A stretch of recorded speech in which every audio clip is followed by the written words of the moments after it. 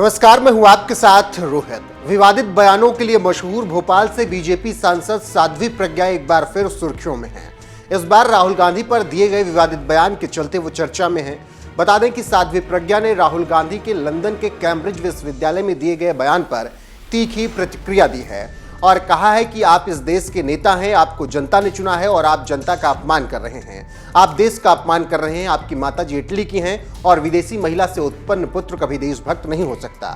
साध्वी प्रज्ञा यही नहीं रुकी, उन्होंने आगे कहा कि राहुल गांधी को राजनीति में अवसर नहीं देना चाहिए, उन्हें देश से निकाल देना चाहिए। नेता हैं, आपको जनता ने चुना है और आप जनता का अपमान कर रहे हैं, आप देश का अपमान कर रहे हैं। आप हमारे भारत के नहीं हो, मान लिया हमने, क्योंकि जो आपकी माताजी हैं वो इटली की हैं। हमने नहीं कहा, ये चाणक्य ने कहा है कि विदेशी महिला से उत्पन्न पुत्र कभी देशभक्त नहीं हो सकता। ये राहुल गांधी ने तय कर दिया, क्योंकि भारत की संसद में भारत की जनता ने आपको सांसद चुना। इतने वर्षों तक कांग्रेस की सरकार रही, आपने देश को खोखला कर दिया और आप विदेशों में बैठ करके कहते हो कि हमें संसद में बोलने का अवसर नहीं मिल रहा है। इससे शर्मनाक बात और कुछ नहीं होती। मैं ऐसे राहुल गांधी को धिक्कारती हूँ और ऐसे इन पर प्रश्न चिन्ह खड़ा करना चाहिए कि हमारे देश में कैसे राजनीति कर रहे हैं ये, और अब इनको राजनीति का अवसर नहीं देना चाहिए। इनको इस देश से निकाल करके फेंक दे।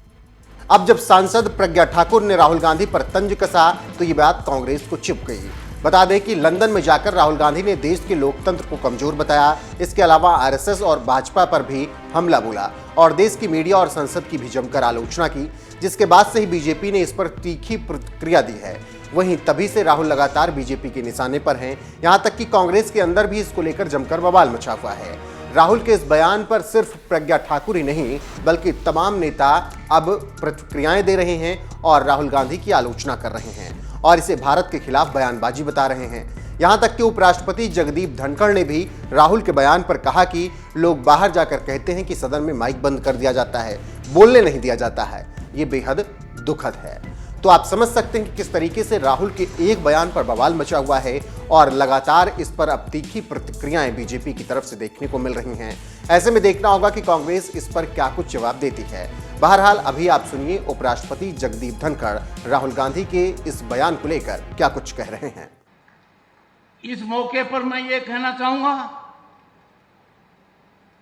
कि हमारा नजरिया हमारे पुलिस पर और उनके परिजन पर बदलना चाहिए।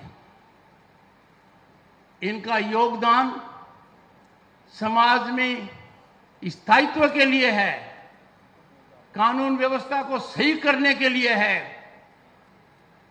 हां, जब हालात दूसरे थे इनको सही तरीके से काम करने का मौका नहीं मिला। आज के दिन जब व्यवस्था सुदृढ़ है, जिसको अंग्रेजी में ट्रांसपेरेंट और अकाउंटेबल कह सकते हैं, तो डर किसके मन में है? जो लोग पुलिस को डराते थे, अधिकारियों को डराते थे और कुछ भी करते थे, कोई टोकने वाला नहीं था।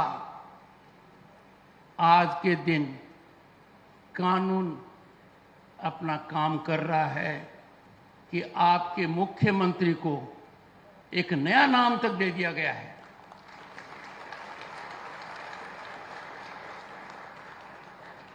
मैं अंत में यही कहूंगा कि मेरे लिए तो ये यादगार पल है, पर आज जब अपना भारत बहुत ऊपर जा रहा है, कुछ लोगों ने ठान ली है कि हमें भारत की प्रतिष्ठा को कुंठित करना है, भारत की प्रतिष्ठा को धूमिल करना है। उनमें एक देखिए जो मेरी आंखों के सामने मैं देखता हूं। मैं राज्यसभा का सभापति हूं। लोकसभा बहुत बड़ी पंचायत है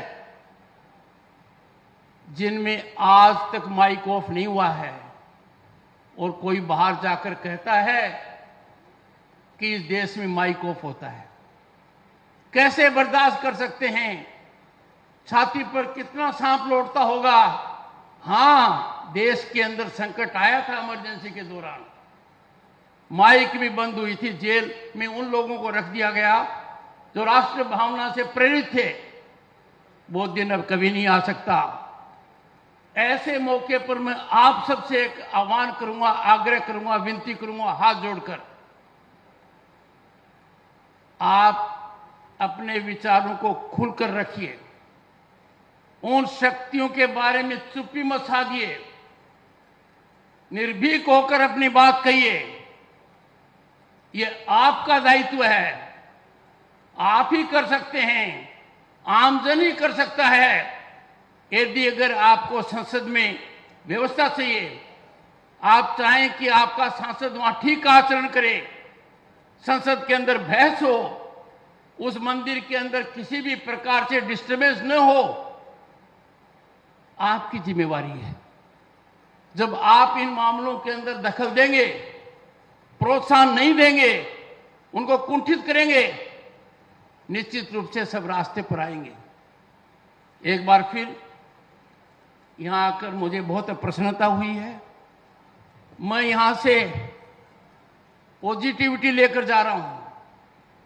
I am living this place fully surcharge, energised, motivated और इंस्पायर्ड। और मुझे अंत में यह कहने में कोई संकोच नहीं है, जो भी उत्तर प्रदेश में रह रहा है भाग्यशाली है।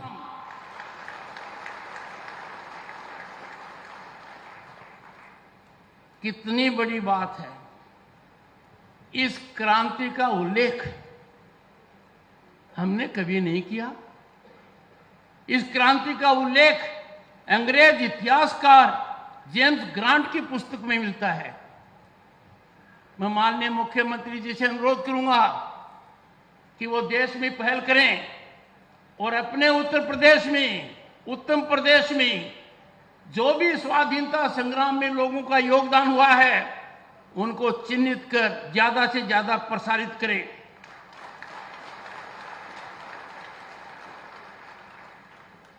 मेरठ के निकट बड़ौत में जाट सरदार शामल सिंह तोमर ने आजादी का ऐलान किया था, जिसका जिक्र हमें कहीं मिलता नहीं है। ऐसे अनेक उदाहरण हैं। आप ये देखिए, 18 वर्षीय जाट समुदाय की किशोरी शिवदेवी तोमर 17 अंग्रेजों को मौत के घाट उतार दिया।